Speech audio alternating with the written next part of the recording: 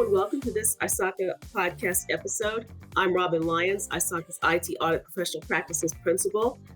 Today I'm really excited that we have Thomas Bell from the Business Administration Department at Texas Wesleyan University. He's here today to discuss his recently released article entitled Internal Audits That Create Stakeholder Value, Adopting an Agile Mindset. So welcome, Thomas. Thank you so much for having me. I'm excited to be here.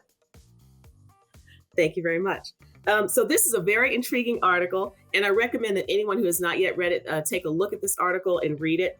But before we jump into discussing the article, Thomas, could you please take a moment to introduce yourself and to share a little bit about yourself to our audience, just your background and what it is that you do? Sure. Well, I'm a professor at Texas Wesleyan University, where I've been for some 28 years now. I joined Wesleyan after working in industry for 12 years as an IT engineering manager. It was somewhat of an odd relationship in terms of the way that I ended up teaching. I started teaching pretty much as an adjunct, as a hobby, and that then in turn led to a full-time tenure track position. And I've been enjoying myself ever since at Wesleyan. I teach in the Information Systems Department. I also engage in audits as well as teaching professional training certification courses over the years. I've been doing that now for about 15 and a half years, the teaching of professional certification courses, one of which is the Agile Scrum, as well as I've performed several IT bank audits. And so after working in both fields, I had an interest in how I could merge the two. And that was the impetus for the article that I've written. Okay, fantastic. So it's nice that you addressed what inspired you to write this article. So I can certainly see that those two different work experiences that you had would inspire you to draft this particular article. So thank you for sharing that. So just to dive into a little bit about the article, I think that regardless of area of expertise, whether we are in security or risk or compliance or audit, we have seen digital transformation or disruption. We've seen data privacy and data protection issues just because those appear to be on the forefront of the landscape that we're in right now. But I think those of us who have been in practice for a day or two, we know that the landscape changes depending on what's going on and what needs are there that should be addressed that are critical at that point in time. But can you share with us, Thomas, any ever present challenges that you think that audit and the audit as auditors as people and audit as a profession that we face, ever present challenges? Sure.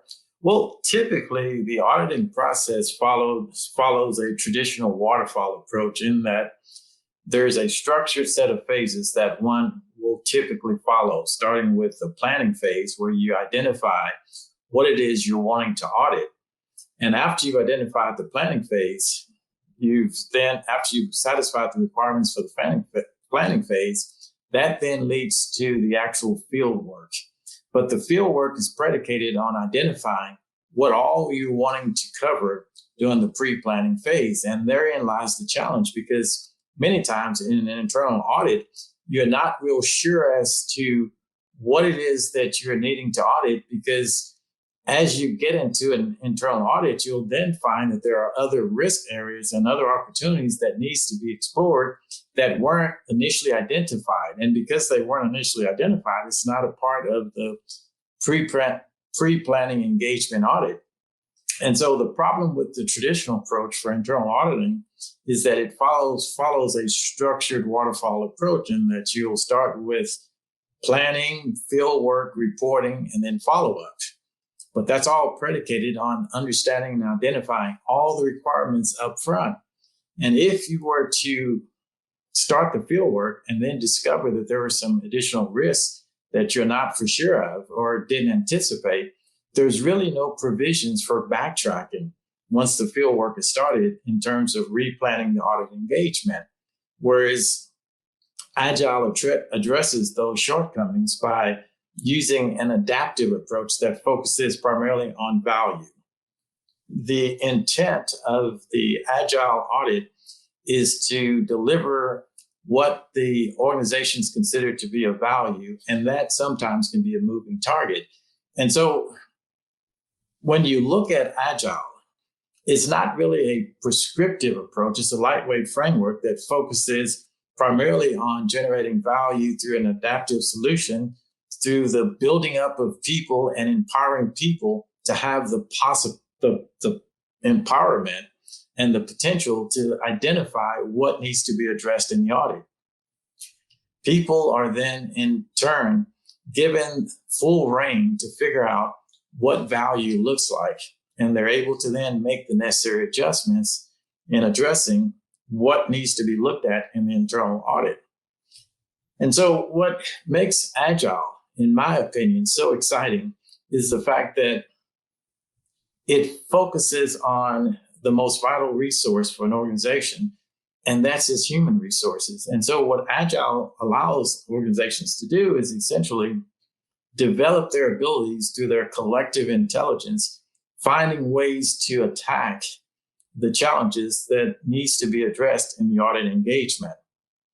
Agile Scrum is not a prescriptive approach in the sense that it lays out you must follow a certain set of steps. It gives the auditors full reign to determine how best to complete the audit in a way that creates value. And value being a subjective set of criteria, because values is simply benefit realization. And the idea is when auditors understand what it is that they're to achieve, they're given the full reign to do so. Great. Thank you. Thank you for that. Sometimes in industry, shifting gears just a little bit, we talk about small audit shops, and usually that conversation goes, it's something like this. It's a small audit shop, and we are challenged with being effective because we do have limited resources, both in people and also in budget. But in your article, you talked about a small team and that it was crucial for the Agile framework. And I know you've talked a little bit about the composition where auditors are analogous to developers in Agile, but can you talk a little bit about why it's crucial to have a small engaged team in Agile? Well, when a team gets too large, it becomes hard to manage and you've got too many different moving parts. A team should be 10 or fewer individuals. And what's interesting about an Agile framework that defines the sprint is that what is fixed, the budget and the schedule. But what's not fixed is the scope. But in the traditional waterfall approach, what's fixed is the requirements, but the variable is, well, given that we have some fixed requirements, we have to estimate what the schedule is going to be.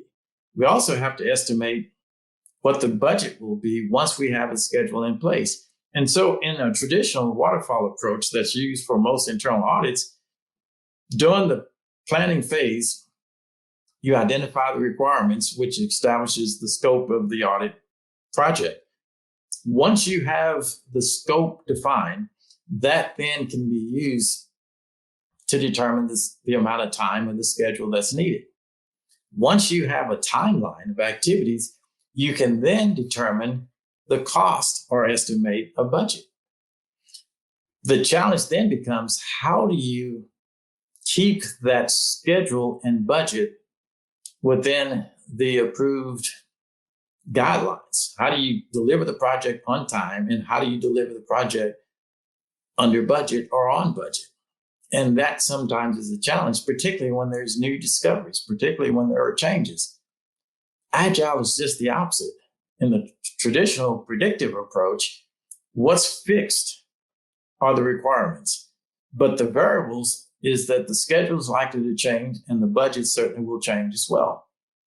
Agile is just the opposite in the sense that your schedule is fixed as well as your budget is fixed, because a sprint has a defined timeline.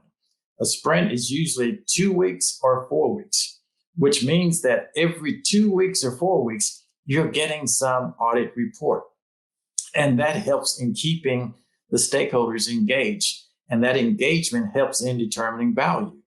But now what's changing, the variable is, the change is what features are being addressed at the end of each sprint. And so seldom will you hear in an Agile Scrum environment where the customer is disappointed with what they've received. But it's quite common in a predictive traditional waterfall environment that the customer is disappointed because they're saying, well, this isn't really what I expected. The project was over budget. The project was behind schedule. You don't hear that typically in an agile world because the schedule is always either 2 weeks or 4 weeks, because each sprint event is time boxed. And the significance of time boxing is that by designating the limits that your activities can go up to but cannot exceed in terms of time, it helps to keep the team focused.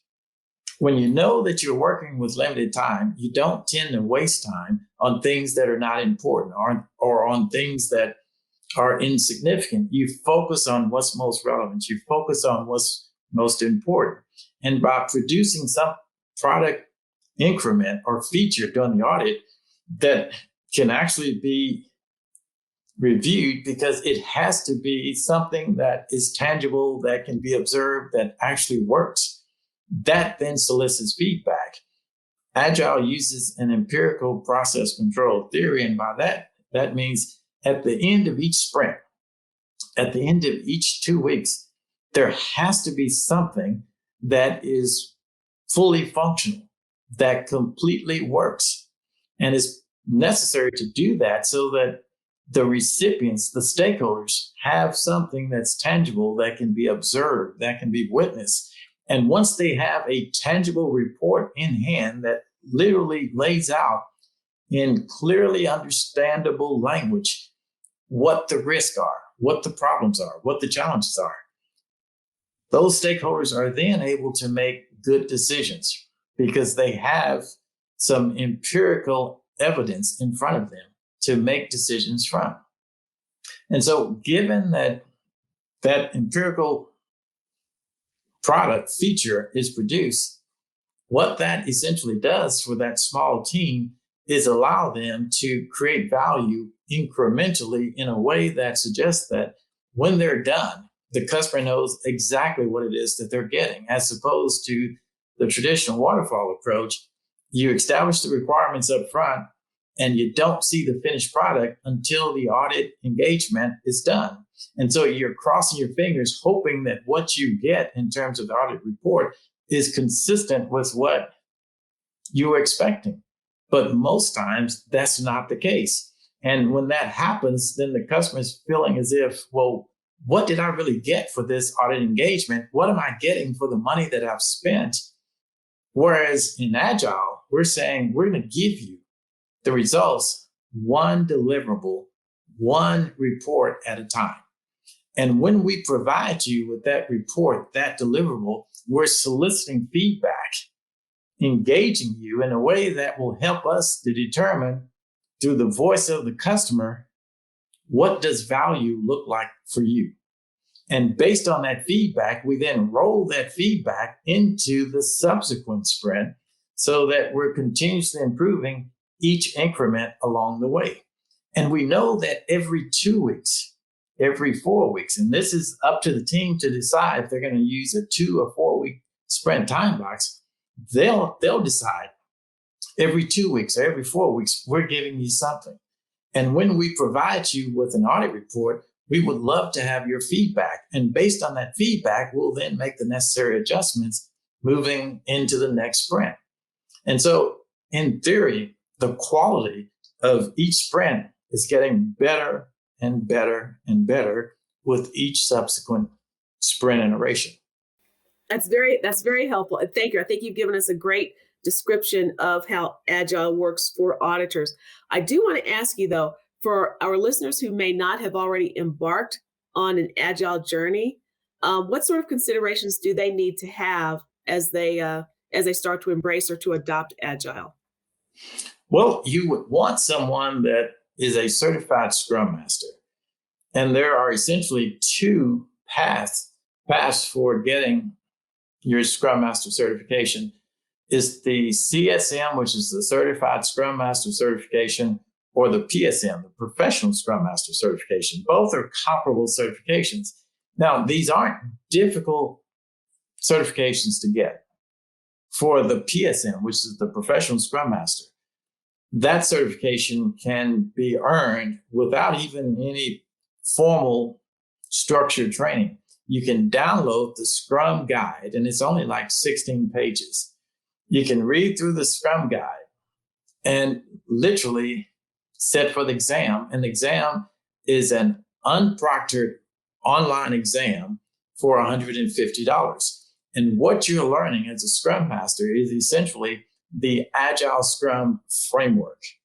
Because as a Scrum Master, there has to be someone that understands how to implement the framework within some business environment.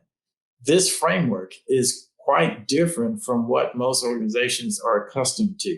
Most organizations are familiar with the traditional waterfall approach in the sense that one phase leads to the next and the next and the next until you're done. Agile is different. Agile uses a series of what's known as iterations. Each iteration is a sprint. At the end of each iteration, you're producing some product increment or some audit report. That report then solicits feedback. Based on that feedback, you start the iteration or the next sprint, and you complete the process until you produce another product increment or another audit report. And you continue to do this until the customers receive what they consider to be value from the auditing process. The Scrum Master is the person that understands that framework. The Scrum Master is what is known as a servant leader. As a servant leader, you lead through your service. You make sure that all the resources are in place to the best of your abilities so that the product owner can do his or her job. You make sure that the developers or the auditors have everything in place in order to do their job. If the product owner is thinking, well, or the auditor is thinking, I'm not sure what a product backlog is or how to engage the stakeholders or how to prioritize the requirements, it's the Scrum Master's responsibility to educate, to train, and to help the product owner or the auditor in creating the product backlog. If the developers on the audit team or the audit team members are unsure, well, how do we go about producing one single increment? Again, it's the Scrum Master that helps the developers in understanding, or the auditors in understanding, well, this is how you can potentially perform your roles and responsibilities. And so if you're wanting to implement the Agile Scrum approach into an auditing process, I would recommend that you take an Agile Scrum training course, because you can read the book, but it's going to seem a little odd because it's describing a framework. Frameworks is much like reading a dictionary. There's just lots of definitions. But what's left out when you read a framework is the context for how those definitions apply. And that's where formal training comes in, because it provides the context that shows you the flow of what a sprint should look like and how a sprint can potentially work. And so it would be well worth your time to take a course in Agile Scrum and then sit for the Agile Scrum certification exam. And the exam is only like $150. And the training course and the actual studying or preparing for the exam, the entire process shouldn't take any more than 2 or 3 days. It's fairly straightforward once you can understand the concepts. And once those concepts are understood, what I'm describing in terms of taking a different approach, a value-driven approach toward internal audits that shores up an organization's most critical resource, and that's the resource, the human resources, which is the most critical resources. Individuals that have worked in an agile environment have said they'll never want to go back to a traditional approach ever again if they had their druthers. And the reason for that is because this particular approach facilitates bringing out the best in people, because we all have some unique gifts or talents. Agile Scrum allows those talents, those gifts, to be brought to the forefront. It helps in honing and developing each individual talent toward the collective goal of meeting the objectives of the internal audit process. And so I think that the real strength of this approach is the fact that it builds upon humans and the abilities that humans are bringing to the process. Because if you're going to put together a team of skilled, capable individuals, the results are usually impressive. And Agile supports that. And as a Scrum Master, you work as a servant leader, leading through your service, taking care of those that are in your control. Well, not control, but taking care of those that you're coming in contact with, making them better and bringing out the best in them.